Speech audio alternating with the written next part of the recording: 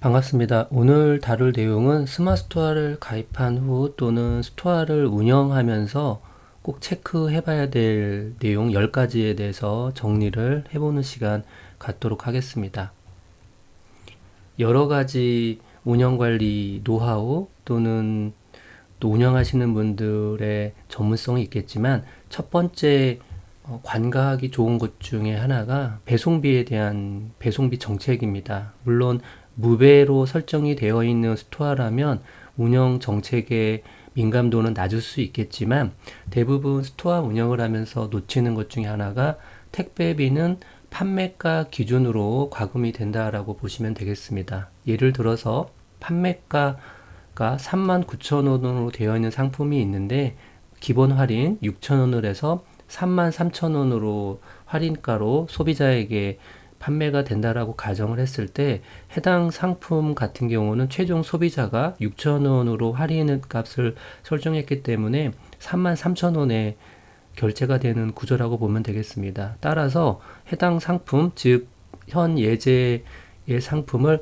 35,000원 이상 구매 시 택배비 무료라고 했을 때 언뜻 보면은 33,000원으로 결제가 되기 때문에 택배비가 별도로 결제가 되는 것이라고 판단할 수 있겠지만 택배비는 화면에서 보시는 것과 같이 판매가 기준이기 때문에 35,000원, 즉 할인 전 판매가 기준이 35,000원을 넘기 때문에 택배비가 과금이 되지 않습니다. 그렇기 때문에 배송비 과금은 소비자가 결제하는 할인가 기준이 아니라 판매가 기준이라는 점을 꼭 인지하시고 스토어 판매가 설정을 해 주시는 것이 매우 중요하다라고 보시면 되겠습니다.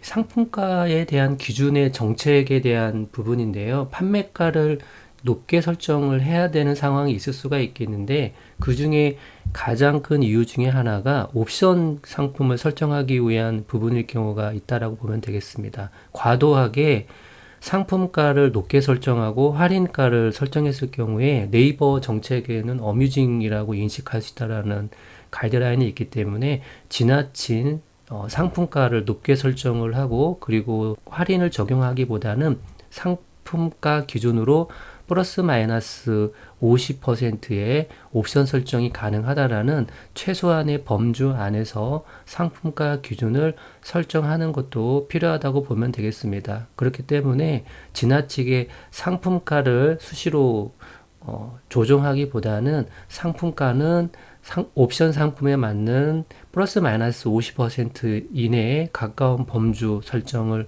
해두고 판매 시점에 따라서 또는 출하 시점에 따라서 할인가를 조정하는 것이 스토어의 마케팅에도 도움이 될 수 있겠습니다. 세 번째는 스토어 이름 변경하기입니다. 스토어 이름 변경하기에 대한 부분인데 스마트스토어는 최종 한 번 이름 변경을 허용을 하고 있습니다.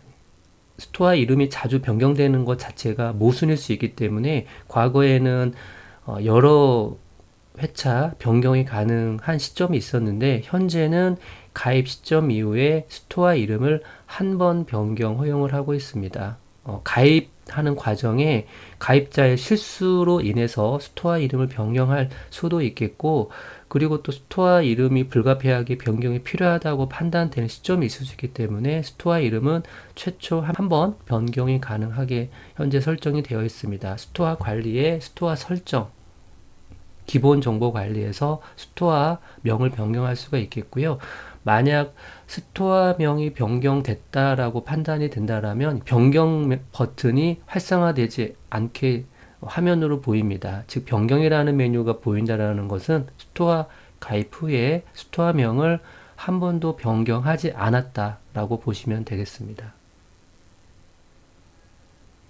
네 번째는 주매니저와 부매니저의 권한에 대한 부분입니다. 주매니저는 주매니저 또는 부매니저를 초대할 수가 있겠고요. 부매니저는 주매니저를 초대할 수 없습니다. 그리고 가장 큰 차이점은 화면에서 보시는 바와 같이 주 매니저는 거의 모든 권한을 승계받는다라고 보시면 되겠고요. 주 매니저 대비 부 매니저는 화면에 보시는 것처럼 상품 관리, 문의 리뷰 관리나 스토어 관리, 물류 관리, 프로모션 관리, 판매자 정보 관리에 한해서 메뉴 열람이 가능하게 현재 권한 정의를 하고 있습니다. 다섯 번째, 스토어 등급에 대한 부분입니다. 첫 화면 인덱스 화면에서도 스토어 등급을 볼 수가 있겠고, 그리고 네이버 쇼핑 안에서도 스토어 등급을 볼 수가 있겠지만, 스마트 스토어 센터 로그인 후에 판매자 정보의 판매자 등급을 통해서 현재 판매자 등급이 어떻게 설정되어 있는지를 볼 수가 있겠습니다. 화면에 보고 계신 것처럼 현재 9월이라고 가정을 한다면 6월, 7월, 8월에 3개월의 평균이 아닌 합계 판매 건수와 전체 3개월, 이전 3개월의 판매 금액의 두 가지 조건이 충족됐을 때 파워, 빅파워 등의 형태로 등급 설정이 된다라고 보시면 되겠습니다. 라이브 방송을 하고자 한다라면 새싹 등급인 100건, 200만 원 이상이 충족되어야만 라이브 방송의 권한이 부여된다라고 보시면 되겠습니다.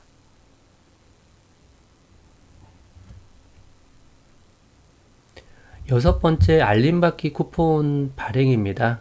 알림받기 쿠폰을 발행한다라는 것은 스토어 알림받기, 소식 알림받기 고객을 늘린다라는 관점으로 보시면 되겠고요. 물론 알림받기 탭에서 마케팅 메시지를 보낼 수 있는 쿠폰을 발행할 수도 있는 옵션이 있겠지만, 스토어를 정량적으로 키우고자 한다라면 소식 알림받기 쿠폰을 기본적으로 설정해 놓는 것도 스토어를 장기적으로 키우는데 도움이 될 수 있겠습니다. 물론 혜택 등록에 대한 부분에서 알림받기를 위한 혜택에 대한 쿠폰 발행뿐만 아니라 전체 또는 첫 구매, 재구매, 타겟팅 고객을 대상으로 지속적으로 고객 혜택에 필요한 쿠폰 발행하는 것도 스토어 운영에 많은 도움이 될 수 있겠습니다.